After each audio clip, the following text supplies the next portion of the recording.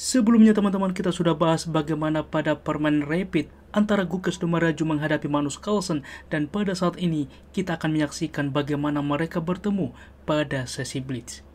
Langsung saja kita simak permainannya. Gukes Domaraju Putih memulangkan dengan pion ke-4 dan dibalas G6 mengarah kepada pertahanan modern D4, lalu pion D6, kuda ke C3 dan C6, sehingga dengan bentuk di papan bertranspos menjadi rat defense Gurgenidze variation. Gajah ke E3 dilanjutkan, kuda ke F6 dan menteri ke D2, di mana Gukes berencana untuk menyerang juga ke sayap raja. Ini juga mirip pada permainan sebelumnya bagaimana Magnus Carlsen menghadapi Kirill Shevchenko. Kuda ke D7 dilanjutkan, lalu pion ke F3 saat ini, di mana dengan ide ke depan untuk mensupport pion di sentral, sehingga B5, di mana tidak lagi ada ancaman ke depan. Ketika kuda diancam bahwa inilah tujuan pion melaju sebelumnya, kuda akan berpindah dan pion F3 sudah mensupport pion E4. Maka H4 saat ini, di mana sebelumnya ketika pion ini tidak melaju, Kirill Shevchenko memilih dengan pion ke A3 mencegah pion ke B4. Saat ini H4 juga dari Gukes untuk mendorong ke depan, kuda ke B6 dan gajah ke G3. Pion ke H5 dilanjutkan. Langkah sebelumnya pernah dimainkan dengan kuda ke H3, tetapi walaupun ke depan akan dimainkan oleh Gukes, di sini Gukes memilih dengan rokade sayap menteri, dan ini adalah langkah baru.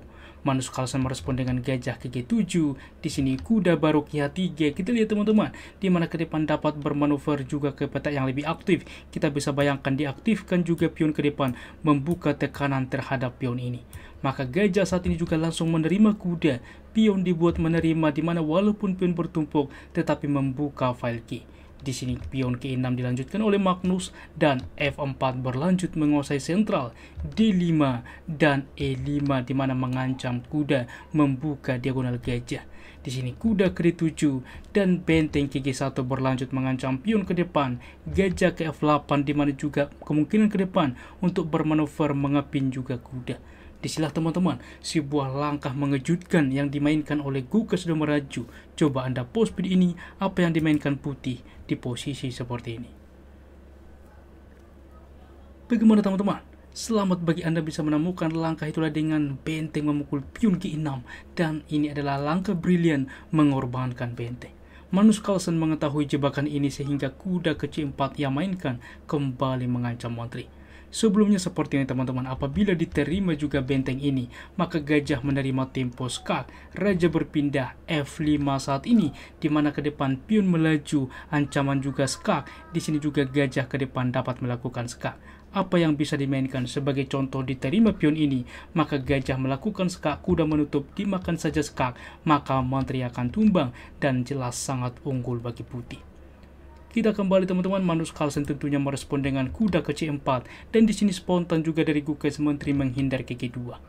Sebelumnya teman-teman, opsi terbaik yang bisa dimainkan oleh putih, gajah menerima kuda. Memang memberikan benteng saat ini, gajah ke D3 kembali mengancam pion. Dan apabila pion ini diselamatkan seperti raja ke F7, maka menteri ke G2, benteng ke G8, benteng ke G1. Dan kita lihat bagaimana untuk mensupport pion ini teman-teman, dipastikan pion ini akan tumbang ke depan. Dan kita kembali di dalam pose seperti ini, tentunya dipilih menteri menghindar ke G2, dan di sini juga Magnus Carlsen memiliki juga balasan terbaik. Anda post video ini teman-teman, apa yang dimainkan oleh Magnus untuk survive di dalam posisi seperti ini. Bagaimana teman-teman? Lagi-lagi selamat bagi Anda yang bisa menemukan langkah ini. Kuda menerima pion sentral, di mana mengorbankan kuda saat ini, tetapi dengan ide membuka juga ruang bagi raja untuk kabur ke depan.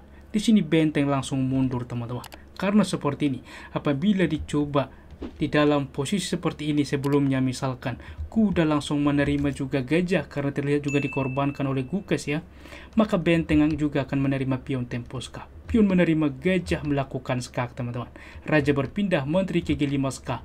Tiada pilihan, kuda menutup, dimakan saja mengembalikan kuda yang hilang. Maka setelah raja berpindah, benteng akan tumbang dan permainan pun ke depan akan sebanding. Namun di dalam posisi tentunya tidak langsung diterima juga gajah ini, tetapi dengan kuda menerima pion, dan ini langkah brilian benteng mundur. Apa yang terjadi jika pion saat ini juga langsung menerima kuda?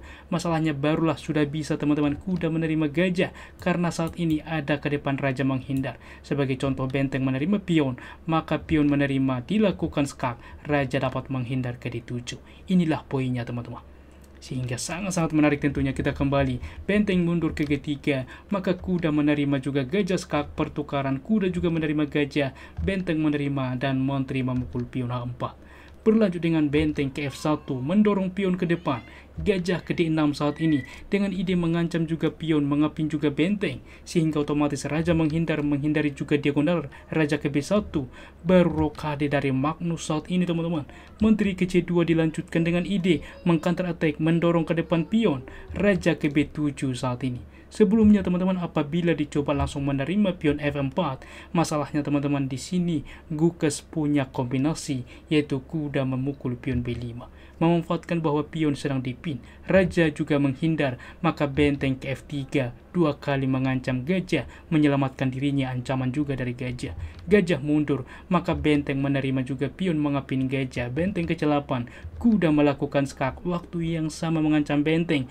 Justru ini ancaman skakmat teman-teman, dimana saat ini apabila salah melangkah, menteri juga menerima pion tempo skak. Apabila ke B8, menteri juga menerima pion, tidak ada hal yang bisa dimainkan untuk mencegah bahwa menteri ke B7 ini adalah skakmat. Sangat-sangat brutal tentunya bagaimana permainan yang terjadi. Kita kembali teman-teman, di sini juga langsung raja ke B7, maka berlanjut kuda ke E2 mensupport pion ke depan. Benteng ke G8, maka F5 saat ini. Pertukaran pion terjadi, benteng ke F3 terlebih dahulu mengancam juga pion ke depan. Di sini benteng ke D7, maka A4 berlanjut, A6, dan benteng baru menerima pion. Menteri menerima juga pion, dan benteng menerima pion menawarkan. Di sini juga benteng masih disupport, sehingga benteng ke C8 berlanjut kuda ke C1, benteng juga memukul benteng, pertukaran, dan benteng menutup saat ini. Benteng ke F6 juga menekan gajah ke depan, gajah ke E7, berlanjut juga saat ini benteng ke F2 dan menteri ke E3, di mana selain mensupport pion promosi mengancam juga pion.